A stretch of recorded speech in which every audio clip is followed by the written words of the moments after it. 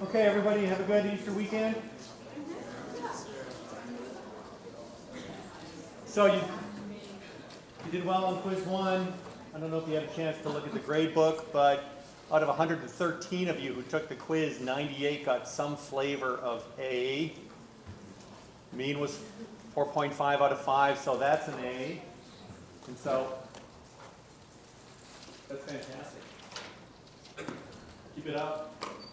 All right, quiz 2 is going to look a lot like quiz 1 in terms of the format. There'll be 5 questions, and I'll have more to say specifically about what's on it on Wednesday. There's a key to quiz 1 that's been posted on the results page of our website if you want to take a look at that. If you can decipher Gian Mark's handwriting, you'll be able to read that key. Here's the histogram, thing of beauty. Okay, so what we want to do today is review what we've already learned in statistical mechanics briefly. Okay, to make sure that we're all on the same page. The first thing that we learned right at the beginning of last week was isolated systems of n molecules with discrete states, be they electronic, vibrational, rotational. We didn't say anything about the origin of these states, but of course in molecules they can be any or all of these things. These molecules assume microstates that can be grouped into configurations having a defined number of microstates.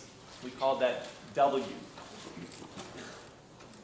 All right, so we talked about this thing called microstates. We talked about families of microstates called configurations. And one thing we didn't say is that it's a fundamental postulate of statistical mechanics that over a long period of time, each microstate of a system is equally probable. I don't think we said that until now, but that's a rather profound statement. All right, and one thing that we did say last week is that this special configuration that is most probable, the reason it's most probable is because it has by far the most microstates, and the reason that makes sense is because each microstate in a system is equally probable as a function of time. As n increases, as the number of molecules increases, a predominant configuration PC emerges that predominates over all of the other configurations. The predominant configuration is the largest W of all possible configurations. So we talked about 3 molecules containing 3 quanta of energy, and we found immediately a predominant configuration. We talked about 4 coin flips, and we found a predominant configuration. Even though the system's really tiny, we can identify a predominant configuration in these systems. And we pointed out that as the number of molecules increases and becomes more and more macroscopic, all right, the degree to which this predominant configuration predominates becomes greater and greater and greater. To the point where imagine how sharp this distribution will be when this number is 10 to the 23 instead of 1,000. There's going to be an extremely small area, if you will, of configuration space that we're going to have to consider in terms of understanding the behavior of that system. And we said the Boltzmann Distribution Law describes the properties of this predominant configuration. It doesn't describe the properties of all configurations. Right? It only describes the properties of the predominant configuration. In particular, it specifies how the energy levels within the predominant configuration are occupied as a function of temperature. Here's the Boltzmann Distribution Law in its simplest form. Okay. And we also said that a particularly useful form of the Boltzmann Distribution Law involves the definition of something called the partition function Q. And here's that version of the Boltzmann Distribution Law, 2 different versions of it.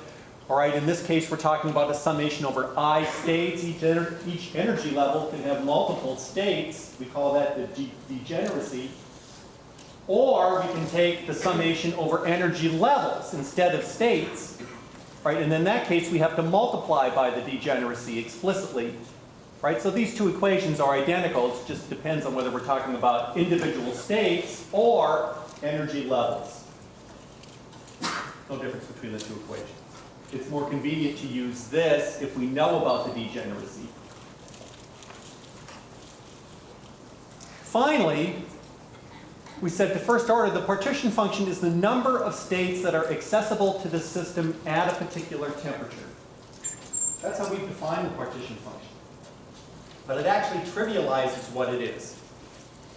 Because what it really is it's the analog in statistical mechanics to the wave function. Right? The wave function, as you know, contains all of the quantum mechanical information of the system.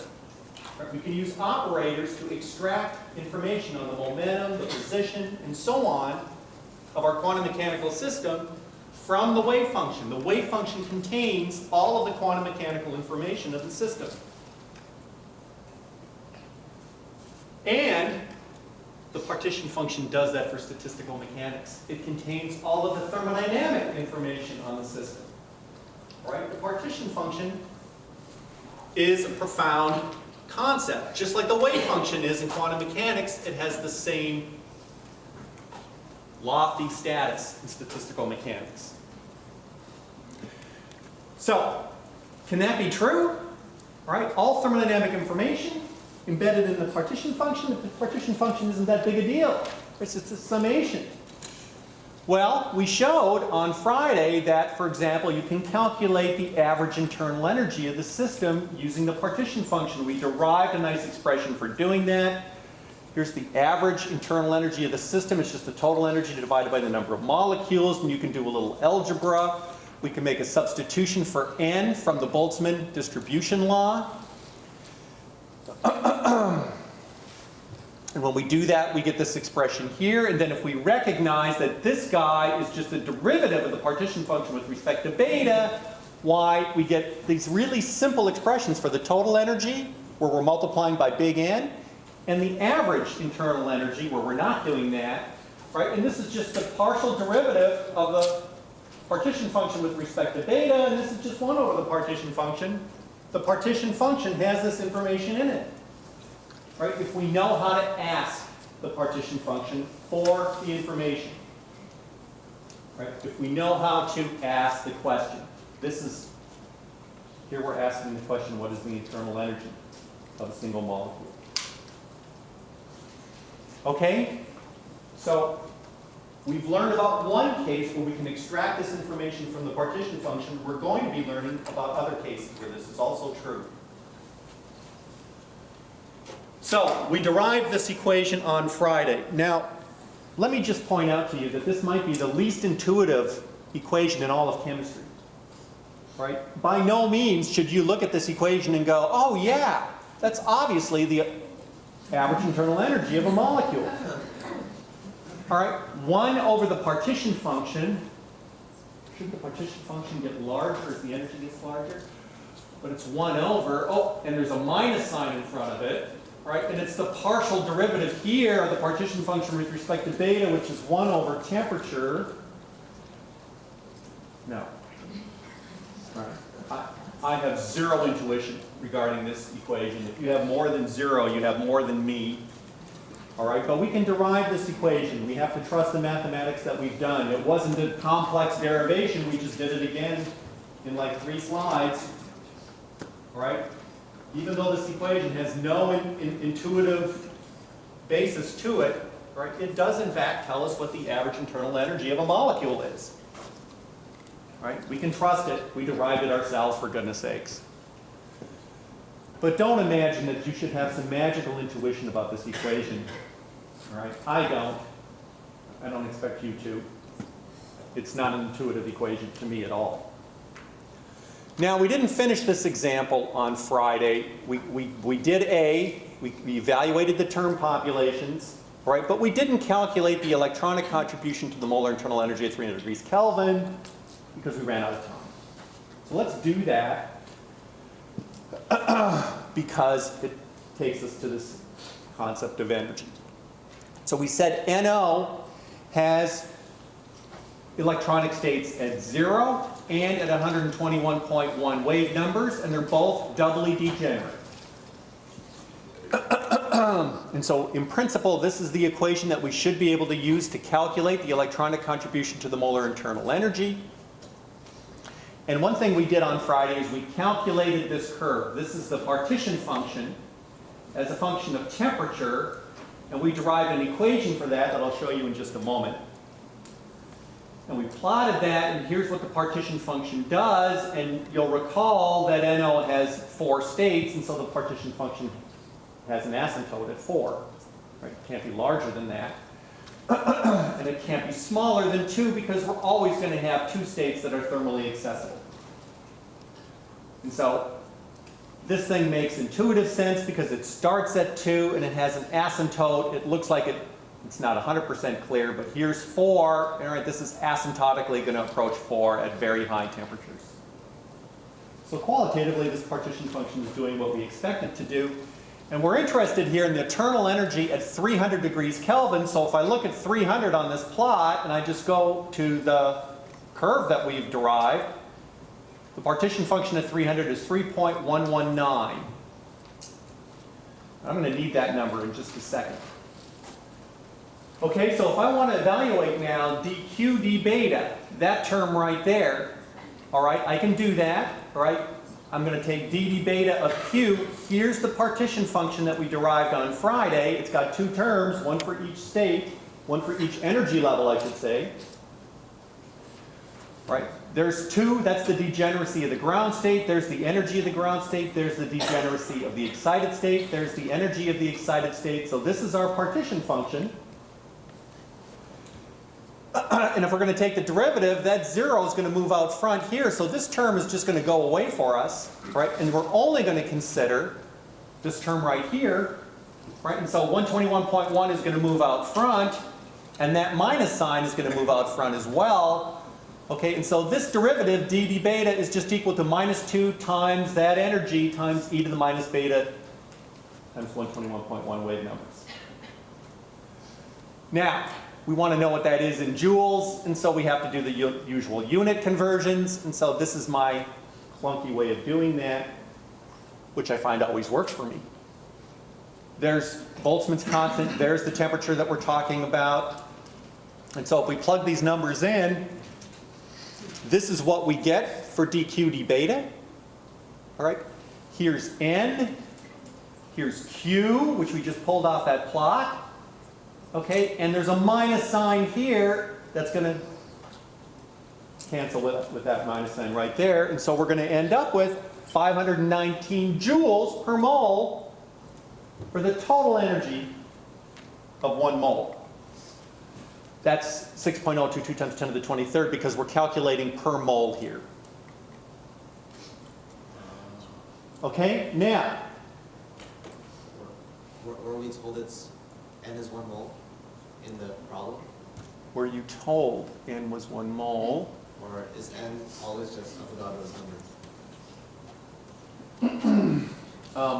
I don't remember. Molar internal energy.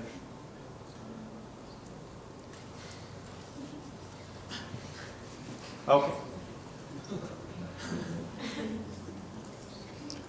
Now, does this make sense? Always ask that question. All right, does this number make sense? Well, in this particular case, we can figure this out in a rather detailed way because on Friday we worked out what the term populations are. We said 36% of the molecules have an excited state, are in the excited state at 121.1 wave numbers. The rest of them are not. They're in the ground state. Well, these ground state molecules don't contribute to the internal energy because the ground state's got 0 energy. Only the excited state contributes to the total energy of the molecule. Okay, so if I take this 0.36 and I multiply by a mole of molecules and I multiply that by the energy of the excited state and convert it to joules, I should get the same answer that I just calculated for the internal energy, and I get darn close. The difference between this and 519 is just rounding error. So yes, 519 joules per mole is probably correct because I can do this backdoor calculation of the same quantity. I can calculate the total amount of energy in this 1 mole of molecules based on how big the The excited state is what its energy is and what fraction of the molecules are in that excited state. And if I had carried a few more sig figs here, this would be exactly 519 instead of 520. Everybody see what I did? Okay, so we can use the partition function. If we ask the partition function in the right way, it will tell us what the average internal energy is. We can calculate that for a mole of molecules or for a single molecule. No problem. Okay. Now, there's a confusing subject that's discussed on page 429 of your book.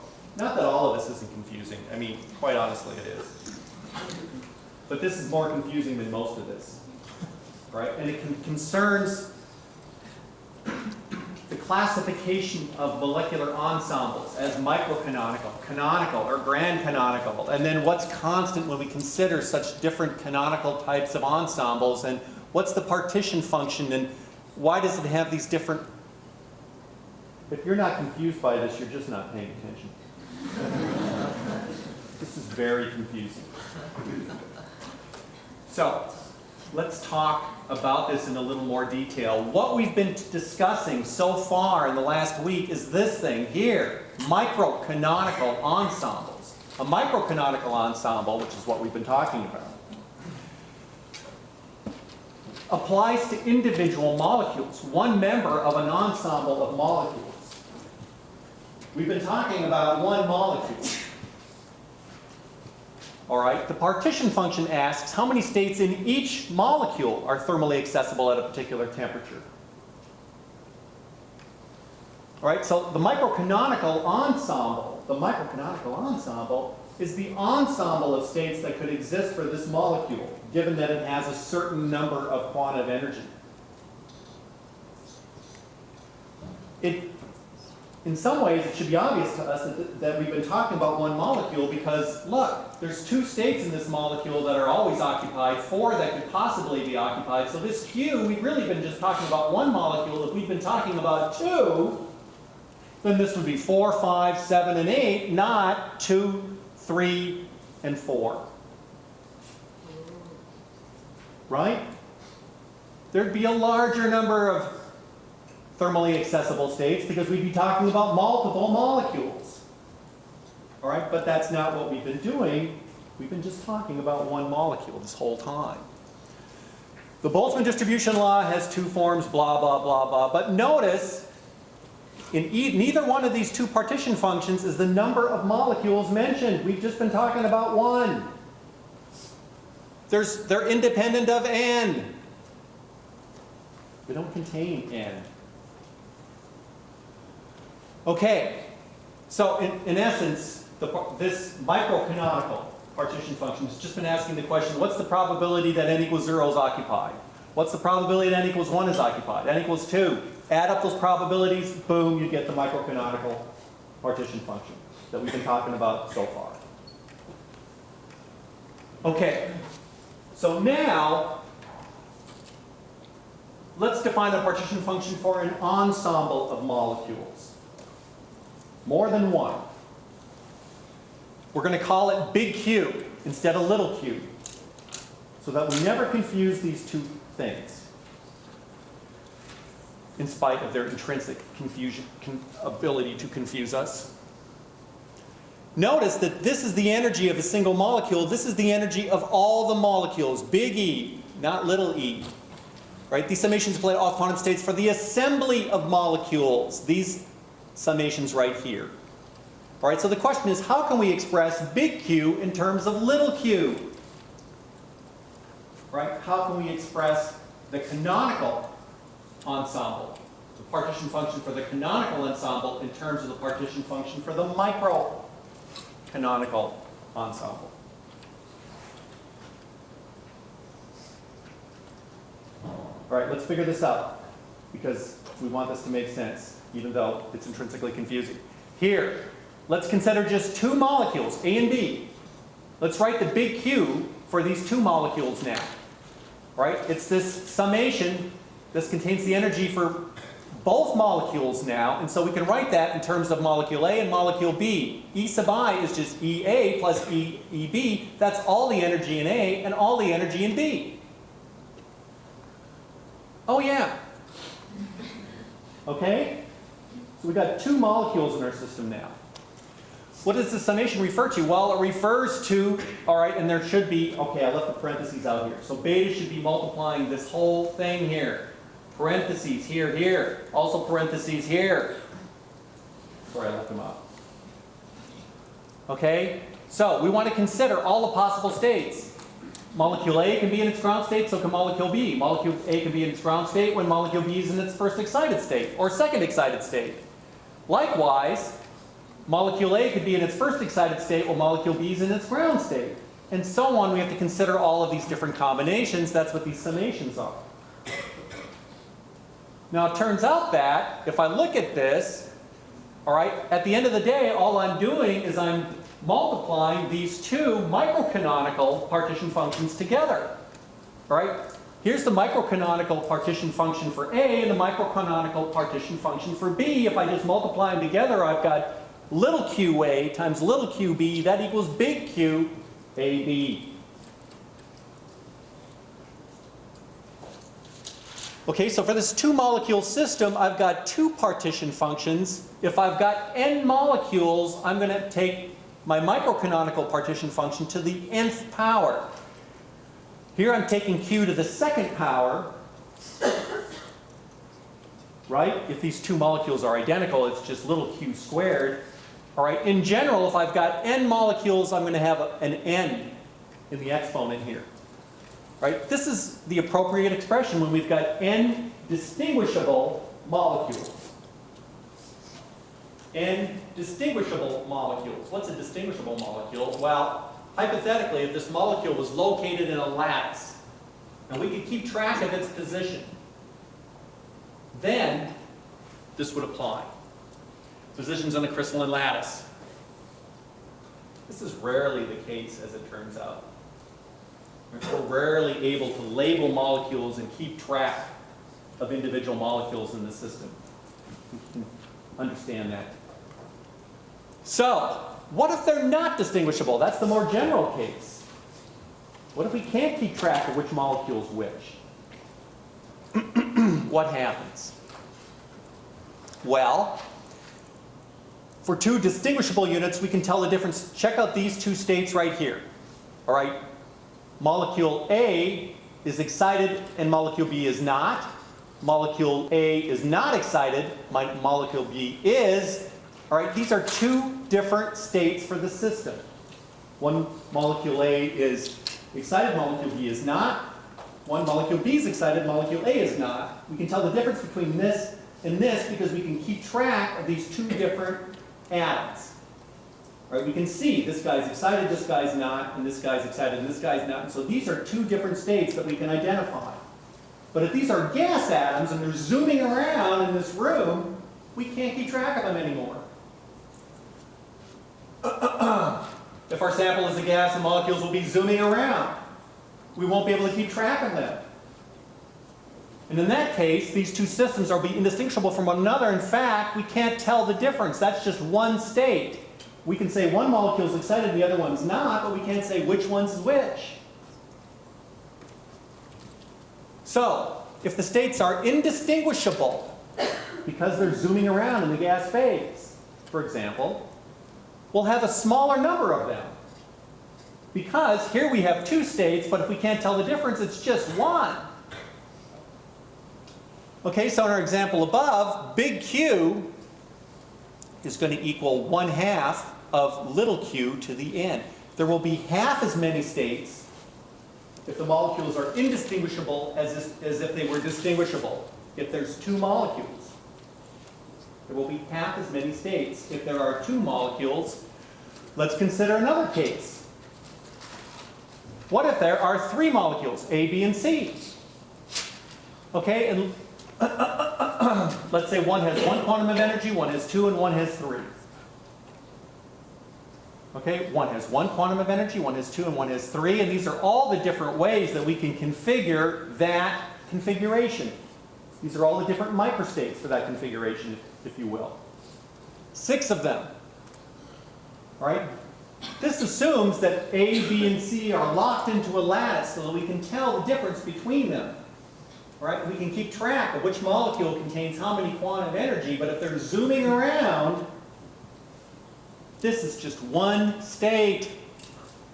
Okay, so if A, B, and C are distinguishable, they're locked in a lattice, then there are 6 states here. If they are indistinguishable, there's just one.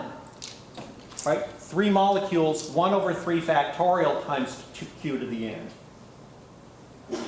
All right, so we multiply by 1 over n factorial to figure out how many states we lose when the molecules become indistinguishable.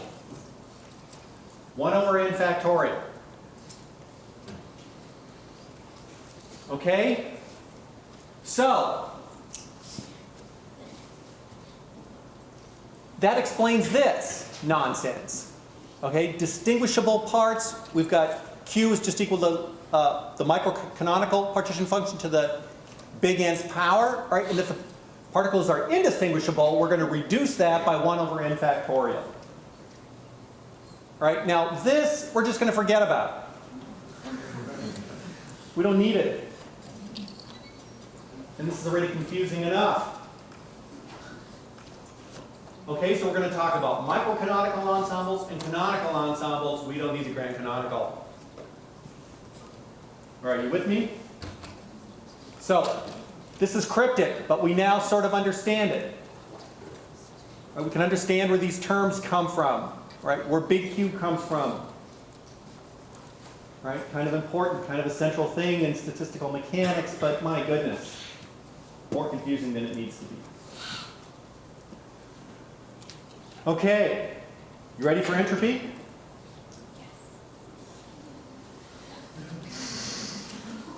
This is a Kinney's shoebox.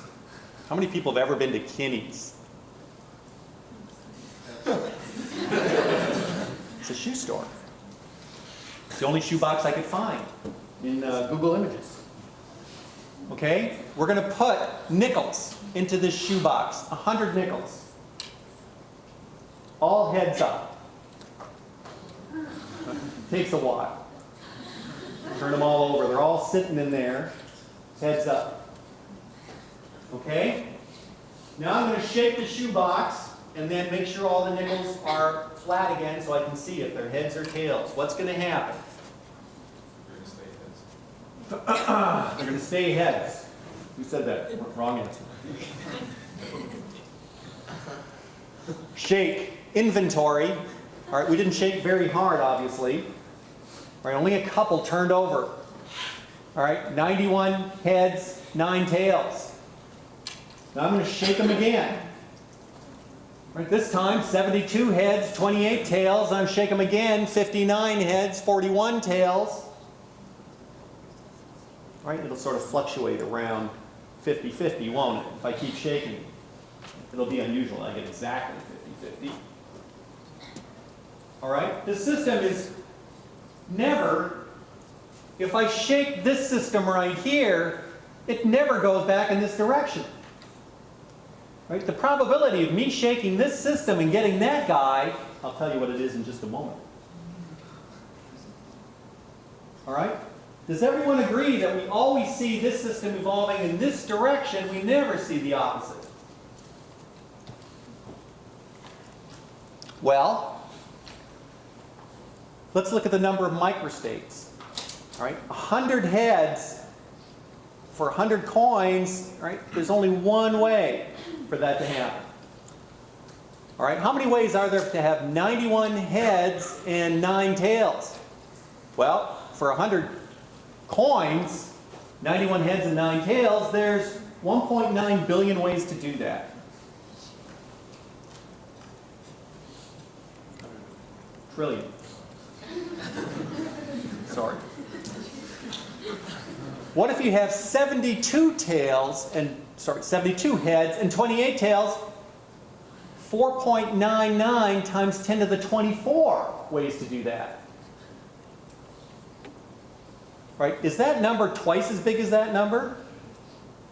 No! It's a billion times bigger. All right, 59 heads, 41 tails, 2 times 10 to the 28, factor of 10,000. All right, each one of these microstates is, to first order, equally probable as a function of time, according to statistical mechanics. All right, this system always evolves in the direction of increasing W. Right? All systems do this. For any isolated assembly, we can always predict the direction of spontaneous change as that in which W increases. Right? The number of microstates always increases. For every chemical reaction that we care about, right? For every change of state, for every change in volume, all right, it's W increasing that determines the direction of spontaneous change. This is a very important idea. So remember, any isolated system means constant energy, so the system is optimizing on another parameter. There's no difference in energy between heads up and tails. Right? This system has exactly the same energy as this system. Right? It's, you know, the difference has got to be, I don't know why there would be any difference. All right?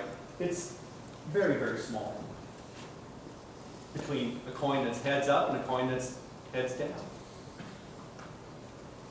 Okay, so this has got nothing to do with energy. It's got nothing to do with energy. Right? The direction of spontaneous change is optimizing W. That's what's determining this direction of spontaneous change.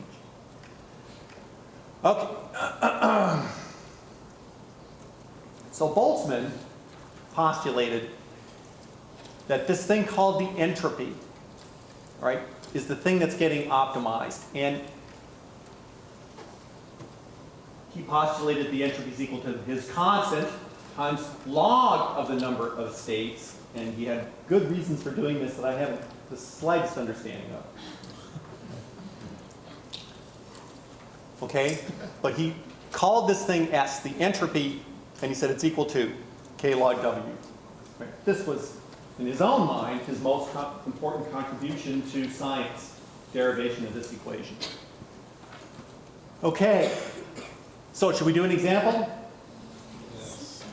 Calculate the standard molar entropy of neon gas at 200 degrees Kelvin and at 298.15 degrees Kelvin. The standard molar entropy of neon gas. And the ensemble of atoms at constant temperature, because it's a molar entropy and it's a gas. These molecules are zooming around. We're not going to have any chance to keep track of them. Right? So they're indistinguishable particles. All right? Can't keep track of them. So this is what's going on. All right? It's a canonical ensemble of indistinguishable particles, and the partition function is going to be equal to the microcanonical partition function, the n divided by n factorial. Okay, so how do we solve this problem? Let's start with this expression for the entropy that was derived in your book on page 485. Right, this is equation 15.2. It says the entropy is equal to the internal energy. This is just the energy of the ground state, right? So this is the total internal energy divided by temperature plus total number of molecules times Boltzmann constant times log of the microcanonical partition function. This version applies when we're talking about canonical ensemble of indistinguishable molecules. Notice that n is gone because n is contained within Q.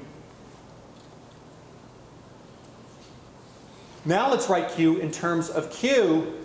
Let's write this guy in terms of that guy. Well, we have that already. I mean, we derived that earlier. Right, we're just going to plug this expression in for that. Boom. Okay, and then we're just going to split this between two terms. We're going to pull this n factorial out, move it into the numerator, and put a minus sign in front of it. All right, there. All right, so we moved it into the numerator and put a minus sign in front of it. You still have to have the k there. And then q to the n, I can move the n out front, right? times k is times log q now. Okay, and so I've got two terms from one just because I moved the numerator and denominator into different terms. And now we can do two things. We substitute for n, we call it Avogadro's number times the number of moles. Little n is going to be the number of moles. And we use something called Stirling's approximation for log of n factorial. There's something called Stirling's approximation for that allows us to write it as that. Okay? So, now we get this. What did I skip? Oh. Remember, Avogadro's number times Boltzmann's constant is just the gas constant. Avogadro's number times Boltzmann's constant is just the gas constant, and so I can make a substitution for, I'm doing two things. I'm substituting n sub a times n for n, and then I'm substituting for r also. Right, that gets me this guy right here. I've got r's now instead of Boltzmann's constant.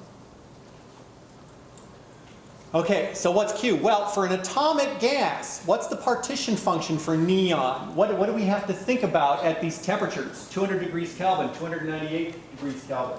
What states are accessible to neon at these temperatures? Well, does neon have rotational states? No, it's an atom. Can't rotate. If it rotates, we don't notice it's rotating. Does it have vibrational states? No, it's got nothing to vibrate against. It's just an atom. Does it have any electronic states that we could access at these temperatures? There's no way for you to know that, but the answer is no. It's got no electronic states at these really low temperatures that you would need, right, to get involved at these low temperatures. Right? So all neon can do is translate around. Right? It can translate. That's all it's the only states it has available to us. Right? It's got no rotational, no vibrational, and no electronic states that are accessible at these low temperatures. Now, there's no way that you could possibly know about the electronic states. You'd have to be told that. But you'd know about the rotational and the vibrational states. It's an atom, for goodness sakes. Okay? So, for an atomic gas, translation is the only possible means by which you can store it in the system, provided, well, it's not quite true. I mean, if there were electronic states that were accessible, in principle, they could contribute, but if they don't, then translation is the only way in which energy can be stored by the system. And under these conditions, the Sackur-Tetrode equation applies. The entropy equals n times r log e to the 5 has kt over P. That's the pressure over the thermal wavelength cubed.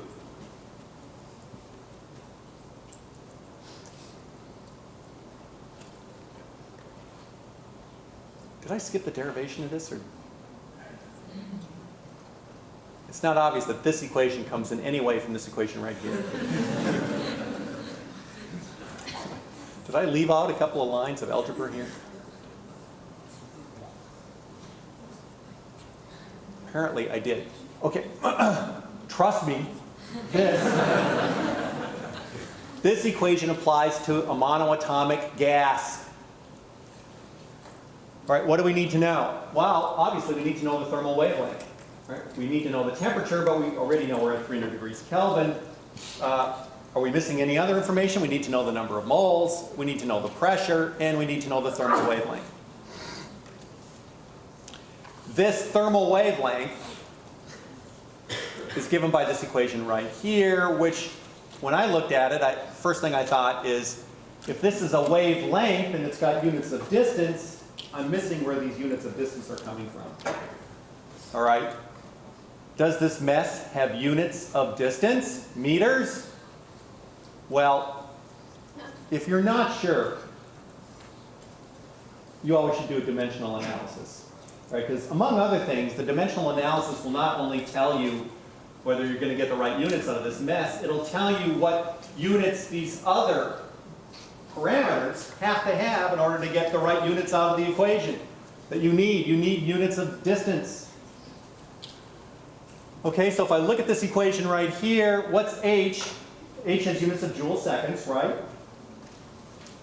What's M? M is units, that's mass. That's mass of a single neon atom, right? Units of kilograms.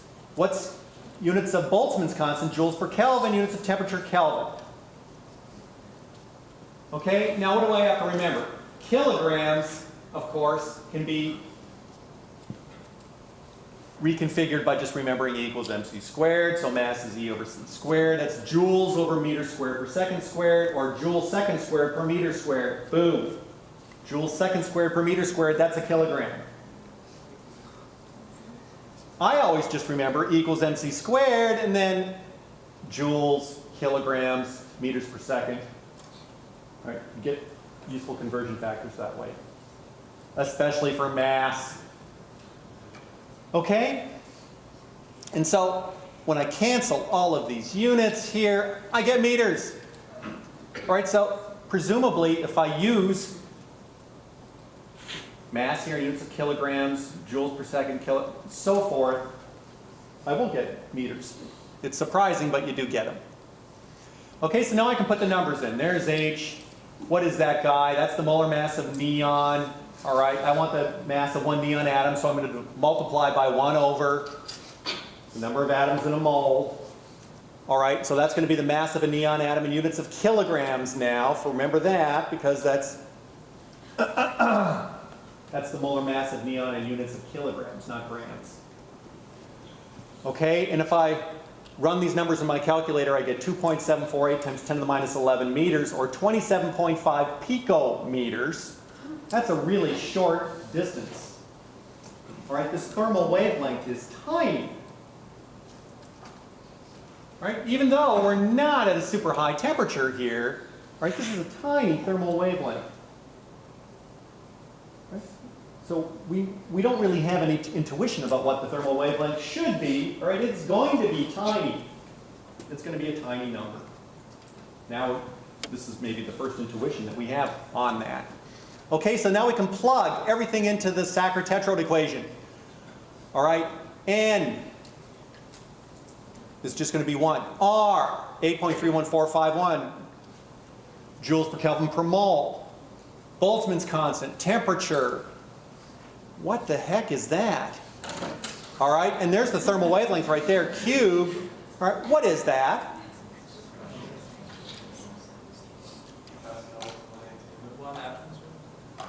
It's the number of pascals in 1 ATM. Now we're talking about standard molar entropy. That means 1 ATM, and that means 101,325 pascals. All right? That's a good number to keep in the back of your mind.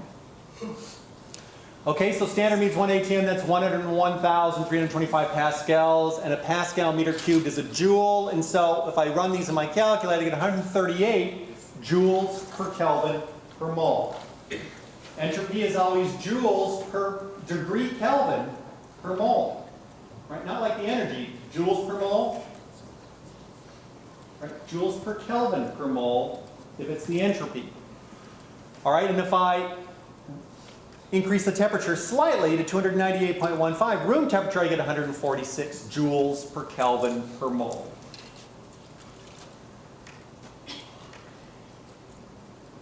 Okay, we're going to do more examples of the entropy on Wednesday. Now, one confusing thing is that chapter 13 doesn't say anything about the entropy. Neither does chapter 14. It's in chapter 15. We're jumping around a little bit between chapters 13, 14, and 15. Right? Is everyone sort of comfortable with that?